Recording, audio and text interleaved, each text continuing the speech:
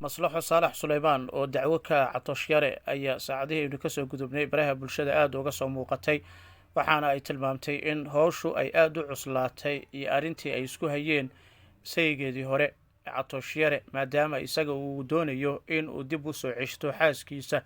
balse maslaxo sida ay noo sheegtay ay doonayso in uu bannaanka ka maro maadaamaba ay kala tageen sida ay sheegtay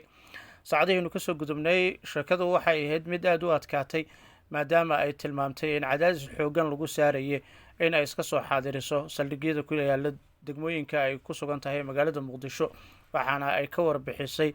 cadaadis xoogan oo lagu hayay iyada iyo qoyskeedaba haba ugu darnaadee aabbaheed oo wayeel ah sidoo kalena ah qof markaasi xanuunsan oo ay sheegtay in aada loo xujeeyey sidoo kalena laisku dhidhiibaya saacadihaynu kasoo gudubnay kolba saldhig hor leh la doonaya in uu gaaro si kiiskan bal wax looga weydiiyo jawaab waafina looga siiyo maslaxo oo aada u caraysan sidoo kalena aada uga cabanaysa catoosh-yare ayaa si aada uga soo muuqatay social media barta tiktok iyo baraha kala duwan ee social media ay ku leedahay waxaana u muuqataa in howshu ay imika aada isu bedelayso waxaanu ka oran doonaa qeybaha dambe bal aragtidayada iyo waxa ay nala tahay arrintan ha yeeshee waad la socoteen kiiskan waxa uu ahaa mid soo jiitamaya toddobaadkan tan iyo markii uu soo baxay safarkii maslaxo iyo catoosh-yare ay ku wada aadeen magaalada nairobi ee dalka kenya kadib waxaa soo baxayay khilaaf xoogan oo ka dhex taagnaa maslaxo iyo sidoo kale catoosh-yare saacadihii aynu kasoo gudubna catoosh waad la socoteen arrinta uu ka hadlayay waxaana weli ku adkaysanayaa in uu weli qabo islamarkaana xaaskiisa ay tahay maslaxo halka maslaxo iyaduna ay dacwo ka tahay islamarkaana ay ku tilmaamayso catoosh inuu soo adeegsaday dad badan sidoo kalena uu doonayo in uu handadaado dhibaatona uu imika ku hayo sida ay iyadu faahfaahisay maslaxo ayaa waxa ay aada u qoonsatay sidoo kalena walaac uga muujisay dhibaatada uu geysanayo catoosh-yare waxaana ay u muuqataa in maslaxo xaggeeda imika sida ay hadalka u dhigtay ay dareemayso in awood loo sheeganayo maadaama xaggaba si abaabulan loo bartilmaameysaday sida ay hadalka u dhigtay iyadoo aanu faahfaahin cidda garab siinaysa catoosh-yare iyo dadka iyaga maxkamad iyaga markaasi saldhigga booliska ku dacweynayo iyo waxa ay yihiin inay lacag ka qaateen catoosh oo sidaasi ay ku handadaadayaan maadaama ay sheegteen sharciga loo wada siman yahay oo dowladda soomaaliyeed ay tahay dowlad u adeegta dadku si siman ugu adeegaysa waxa ay sheegtay in iyadu cadaalad ay ku sugan tahay xaqeedana ay ka doonayso in catoosh uu siiyo maadaama ay kala tageen iyadoo waxa ay sheegtay in la nabadgeliyo oo ammaan la siiyo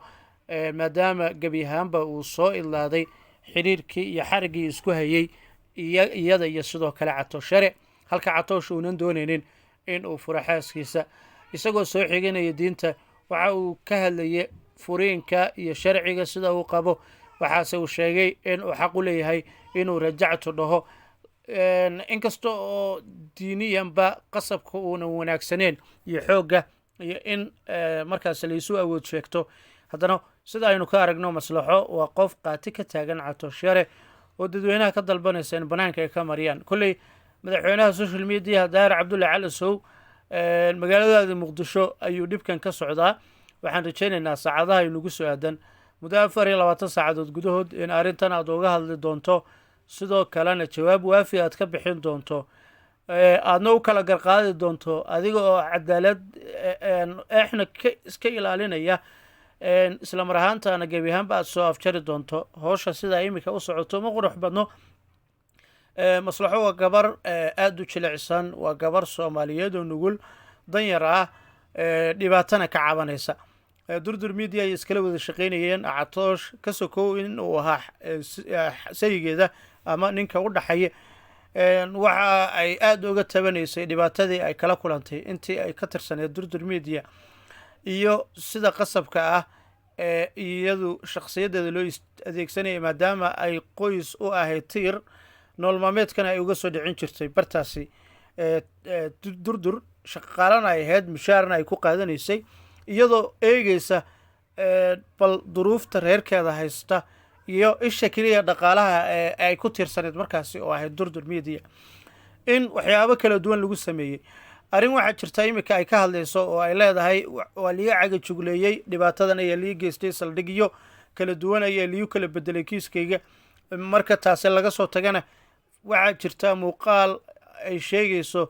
in laga hayo sida iyagu ay sheegeen. iyadu kolley lama socoto muuqaalkaasi waxa uu yahay iyo bal halka laga keenay muuqaalkaasi, maadaama ay sheegtay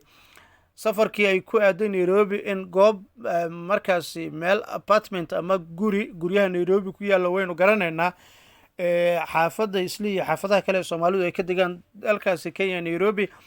in ay guryuhu ka kooban yihiin qol fadhi, 2 qol, musqul iyo jiko. saasina laisku yidhaahdo apartment. kolley way fahmayaan dadku. waxay sheegtay in qol lagu talagalay private maadaama iyagu lamaane ay ahaayeen in ay qolkaasi ku sugneed.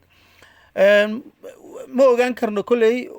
dhibka lagu haya gabadhaasi halka uu leegyahay, balse sida ay ku qeexday waxyaabaha ay ka hadashay imika oo muuqaalkan uu ugu daran yahay ay sheegayso in lagu hanjabayo muuqaal ayaan kaasoo bixinaynaa oo dibadda usoo saaraynaa, iyo cidda arrintaasi oranaysa oo aysan magaceeda sheegin inuu Catoosh yahay. Catoosh kolley gabadhan shalay si sharaf ayuu ku wada joogeen oo xaaskiisa yahayd, kama mudna in uu inta meel soo istaago awoodii qasab uu u adeegsado, sidoo kalena hadallo aan wanaagsaneyn oo munaasab ahayn. gabar walaashiisa marna marwadiisa soo noqotay, xaaskiisa noqotay, oo isla soo ceesheen, nolol ay dhex martay, 2 qof oo hal guri, hal goob iyo hal gogol ka soo wada kacay, hal saxan wax iskula cunaya ay ahaayeen, inuu yidhaahdo muuqaal ayaan hayaa, sida ugu dhaqsiyaha badan ka laabo go-aankaaga ee furiinka ah, aanu isku noqono, rajacta ayaan oranayaa. taasi ma qurux badno, mana banaano. waa cagajuglayn, waa handadaad, waana qasab, mana qurux badno. kolley isaga ayay meelka dhac ku tahay oo isaga ay taasi u daran tahay. laakiin haddii ay jiraan dad kale oo ku xeeran oo arrinkan hurinaya, gadaalna ka riixaya, kolley waxaan oran lahaa gabadhaasi maskiinta ah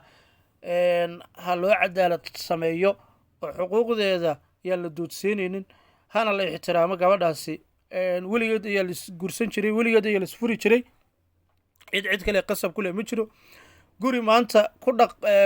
lagu dhaqi karo oo ku dhisnaan karo awood iyo caburin iyo xadgudub ma jiro.